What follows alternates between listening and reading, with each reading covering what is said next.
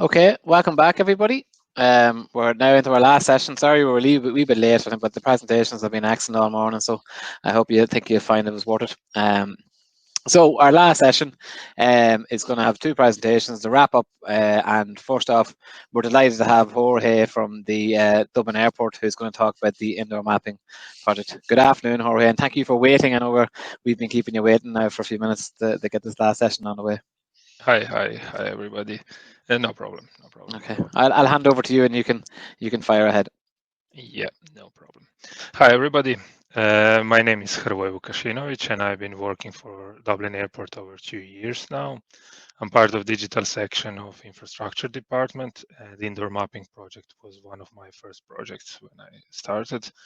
We've never had one seamless map of the terminals and the campus, so idea was to create one in GIS. What we had was a series of CAD drawings that worked fine individually for individual buildings, but they didn't work well together, really. So this is an example of CAD master floor plan. They all look nice and tidy on the screen, and especially when you print them out. But when you try to do some automation or move them to GIS, for example, that's where nightmare starts. We tried to do some automations, but nothing worked well enough, so we ended up redrawing them manually. Main reason was that layers didn't follow the consistent format. So, for example, we found some furniture in a wall layers and things like that. In some drawings, we didn't even have the different layers, just one layer for the whole drawing. This is how it looks like once redrawn. You can see walls, doors, columns.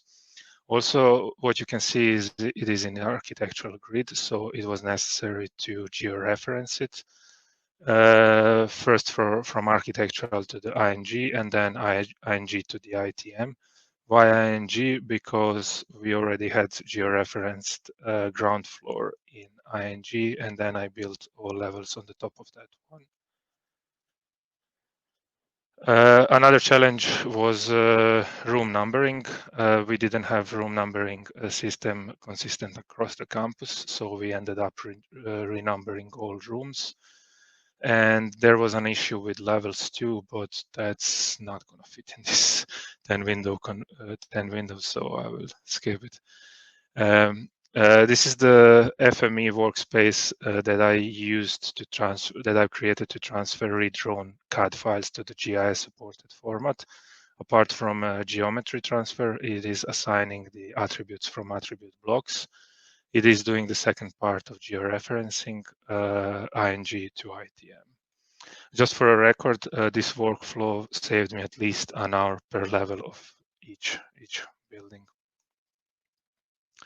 And here is the result. This is how it looks like in GIS. Now, many people ask me how long it took me to create this, roughly 6 to 7 months, not really full time, but 6 to 7 months. And to give you context, how big that complex is, how big the campus is, we already redrawn around 8,000 rooms in 30 buildings. It's not finished yet. We still have some campus buildings to do. In the future, we are planning to use BIM as a source of data instead of CAD. There will be no need for redrawing anymore. We already tested this process with FME and works fine. Maybe even this functionality with floor plans, exporting floor plans with FME that Gavin showed in the first session will help us.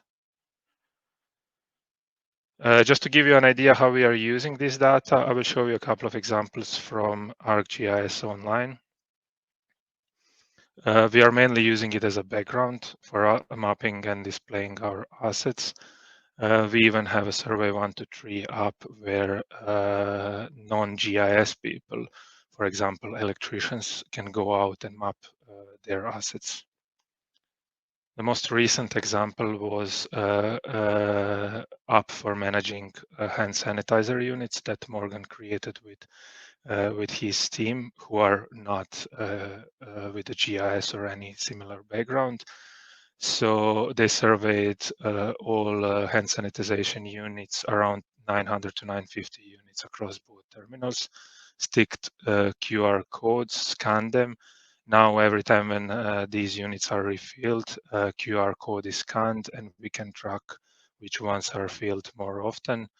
And maybe in the future, we can even start predicting refilling dates. Here is an example that I've built with my colleague Vidas for commercial property. It is basically a space management app for leasing purposes for commercial property department. Similar example for food and beverage department. It is the same data at the background, same geometry, just different attributes and symbology. And we provide dashboards for both of them. Also, we are using this data for further development. So I developed a FME workspace that exports this live Arcgis Online data back to the CAD with the room number labels in the middle and associated attributes in CSV. Also, this FME exports shape files in ITM and WGS, which are often used by our IT department. When we finished with redrawing floor plans, we decided to create indoor mapping for Apple Maps. It is intended for public use where passengers can navigate themselves using the Apple devices and Apple Maps application. It is done through the blue dot on the mapping background. For all non-Apple users, we will have this mapping embedded in our website. First step in achieving this is a creation of IMDF. IMDF is an indoor mapping data format created by Apple.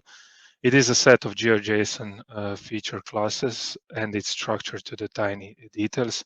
All that is explained on Apple's website documentation, and everyone who is stepping into this kind of project should definitely research the documentation first because it helps a lot. There are the guidelines how to create geometry too. Just an example is that there is no need to represent thickness of the wall. Just the center line is enough. It is easier for passengers to understand that kind of map, especially those ones that are not familiar with the maps at all. So first part of process was redrawing our GIS drawings with center lines. It wasn't that difficult process as in the first place, and now when we have to update, we just update it in the CAD. But I will explain that process a little bit later. Once IMDF is created, it has to be validated. There are some online tools for that. One of them is online FME validation tool, which is great. You can upload your IMDF and get a report on your email in a couple of minutes. Another one is made by Apple. It's called Apple Sandbox.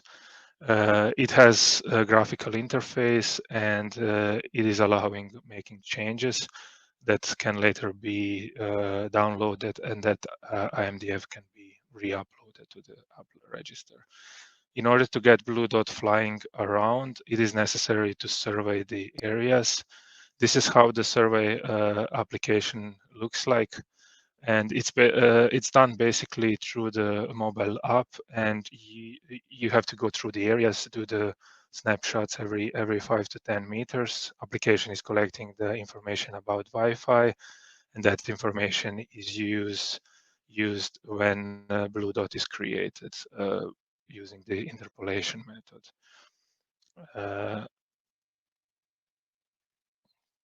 Back to updating workflow. This is the FME that you can see is the first part of the workflow where we export IMDF back to CAD, do the changes in CAD, and then converting it back to IMDF. Why that step in between with the CAD? Because once uploaded IMDF, Apple is doing some changes such as georeferencing, and it's necessary to export it back from live version. And this is the first part. Next part is to be developed. Just to mention, release of Apple indoor mapping for Dublin Airport is planned for this quarter 4 of this year. Next step in our workflow will be creation of ArcGIS and indoors, especially for internal use. They both work well together. Even the functionality of Apple Blue Dot can be incorporated in ArcGIS indoors. So that's it. Thank you. Thanks. That's excellent. That's really good. I suppose at the minute you have a good chance to survey the Dublin Airport. There's not too many people going through it, but again, as things pick up next year, like they have this ability to map everybody as they're going through the airport and to analyze what they're doing and where they're going, and it's going to be huge for the airport going forward. Yeah, with this Apple mapping, and we are getting way more functionalities that we can use with it. And regarding the surveys, yes, we did them in March or April when airport was empty. So it was easier. Okay, yeah, there's always some upside. Yeah. I think that I'm not sure what this question's for, but maybe it's for Gavin. Will there be an Android version or maybe for the airport as well? What's your plans for the Android users? For Android users, we will have it embedded in our website, the same mapping. Unfortunately, without the blue dot, because this functionality is restricted only for Apple users. In the future, we might have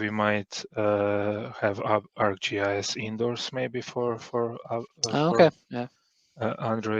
users. Yeah, we will see. We will see what's going on. And Hrvoje, just a question from myself. I know we kind of discussed it briefly when we were kind of going through the prep.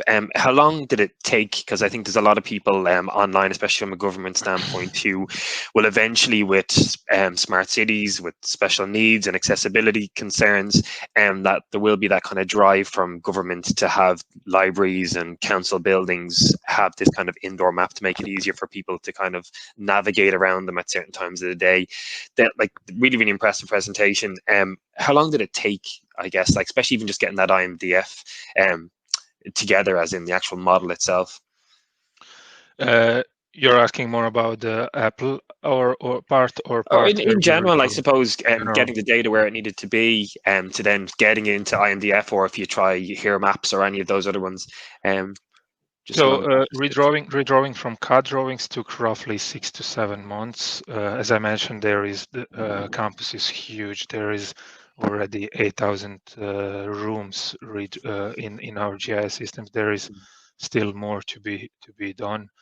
Apple Maps took a bit less to convert this data to the Apple Maps, maybe a month, something like that.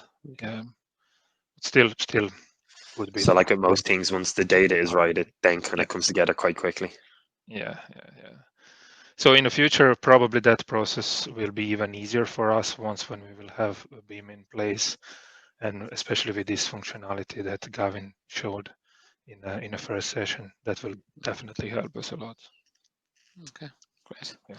All right, thanks very much. That was an excellent presentation, and it's great to see, as we said, we've been talking about indoor mapping at the World Tour for a couple of years, so it's great to see it actually in action, and I hope soon I'll be walking through Dublin Airport again, trying to use these apps, because I miss my old traveling, so it'll be good to get back. Thank you. So I think our last thing is just to wrap up, and Gavin, you're going to talk, I'll do a screen share here, you're going to talk about the community. So let's share, and here we go. Yeah, there's probably two parts to the FME community. So there is the main FME community that probably a lot of people are familiar with. So if you're not, and you have any FME questions, probably one of the best places to start is community.safe.com, and that will take you to their main community site. And there's all the information you'd expect. It's the usual how-tos, some help discussions. If you've got new ideas, things you think FME should do, you can submit them all through there. But what we wanted to do was really create a bit more of an Irish community to build on the World Tour. Every year we do the World Tour events. Everybody comes together. it's a really good networking opportunity. There's a huge amount of information in users. There's so much experience out in our users. I think Ireland has one of the highest densities of FME professionals, out there, probably in the world for its countryside. So there's a lot of experience there. And it's, everybody's very willing to share. Everybody's very keen to help other people. So it's just how do we kind of build on that? So we came up with the idea is obviously having this more Irish community within the FME community, which is kind of a subgroup for more sort of specific topics. So, things like the grid inquest transformer is very specific to Ireland. It's not really going to work much outside of Ireland, apart from the UK. You might have things like, how do I get Map Genie into my HTML reports and things, all those sort of questions, which maybe the standard FME forum isn't the best place for. And it's kind of giving them a bit of a home and a chance for people to talk and raise them, to start to engage a little bit, ask questions. There's probably a lot of people that know how to deal with a particular API. So if you're looking for planning data from the housing department, for example, we've done a little bit of work with that. Somebody will probably say, oh, actually, I've done that. This is kind of how you do it within FME and things. So that was kind of the idea behind it. It's very early days. SAFE want to do this globally, but we're kind of a bit of a trailblazer for this one. I think we were a little bit earlier than they probably were expecting for people to ask to do this. But, yeah, I agree. Yeah, I think just to kind of echo it, myself and Gavin were on a call with Don last night. Well, we had a call around this because we didn't know whether we were going to launch or not, and Don came onto the call, so he knew we were probably going a little bit too fast. So just sorry to take over slightly, Gavin.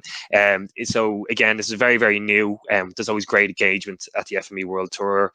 We always have this huge burst of everybody with great ideas, and I know John and Frank and Kira and Hrvoje will get lots of questions afterwards, as will we. But we just thought it'd be great to have our own little space on the FME community, on knowledge base, where we as an Irish community can ask local questions and again share ideas. We'll have a private group, which again we'll invite everybody to, and that's what this kind of slide is about, prompting you to create a general a community account.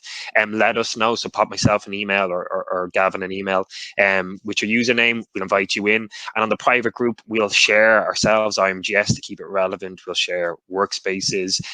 Stephen will be on there, Aditya will be on there, Gavin, myself, and again we'll share best practice. We'll do our best to answer questions, but we also want you to answer questions to other users as well, whether they're new, whether they're experienced, and that's kind of the drive around this, and that's kind of like the real message that we want to kind of move forward today, is that there is this huge knowledge base up there in general, but we're also going to have something a little bit more localized. So kind of watch this space, send us on your details, your usernames, and we'll add you in, and we'll try to get this kind of community up and running, and kind of help foster and grow over the next little while.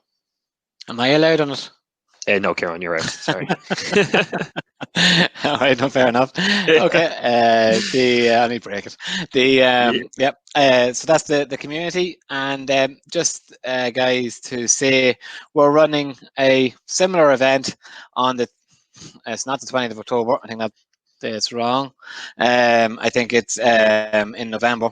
The location intelligence events on our website. It's in the middle of November, and very similar to this morning, not as long, it won't be as long, about an hour and a half, using the same technology. We'll be going through Map Enterprise, as you saw this morning, as part of the planning workflow. We'll be showing, again, some more of the advanced analytics we can actually do, and we'll actually be showing a bit of 3D and a bit of FME as well. So really good event. Hopefully you can come along to it. I'll take the last slide if I can, Kieran. Yeah. Yeah, sorry, I haven't been involved, unfortunately, dying with a head cold, and I didn't want to be sneezing and spluttering down the mic this morning, so Kieran gladly offered to step in and take over, so thanks for that, Kieran. Just to wrap it up, so we're going to send myself and Tanya will probably pop out an email in the next little while to everybody, just thanking you first of all for coming to the event. We'll share the recording, so just in case you missed a session, and we will also request a postal address. So we do have some goodies, so please please respond with a postal address somewhere we can send out the goodies to you. So as Kieran mentioned at the start, we have these lovely face masks.